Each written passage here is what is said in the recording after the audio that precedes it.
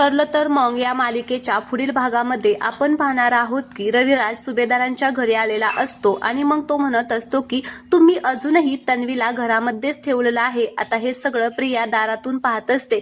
तिला तर रविराजचा खूपच राग येतो. त्यावेळेस सायली म्हणत असते की तुम्हाला अजूनही बऱ्याच गोष्टी माहित नाहीये रविराज काका. त्यावेळेस रविराजला आश्चर्याचा धक्काच बसतो आणि मग प्रिया पळत येऊन रविराजचे पाय पकडते आणि म्हणत असते की प्लीज बाबा मला माफ करा. त्यावेळेस रविराजला प्रियाचा खूपच राग येतो आणि मग तो म्हणत असतो की मी ते फक्त हे सांगण्यासाठी आलो होतो प्रताप या मुलीला घराबाहेर काढ. आता हे ऐकून प्रियाला आश्चर्याचा धक्काच बसतो. घरातील सगळे आश्चर्यचकित झालेले असतात. तर इकडे अर्जुन आणि सायली संतोषच्या बायकोला भेटाय गेलेले असतात. त्यावेळेस संतोषची बायको त्यांना सांगते की माझ्या हृदयाचं ऑपरेशन करायचं आहे आणि त्यासाठी पैसे लागणार आहेत म्हणून त्यांनी हा आरोप स्वतःवरती घेतला. मग अर्जुन म्हणत असतो की संतोषने खुनाचा आळ तुमच्यासाठी स्वतःवरती घेतला म्हणजे तो तुमच्यासाठी खरं सुद्धा बोलू शकतो.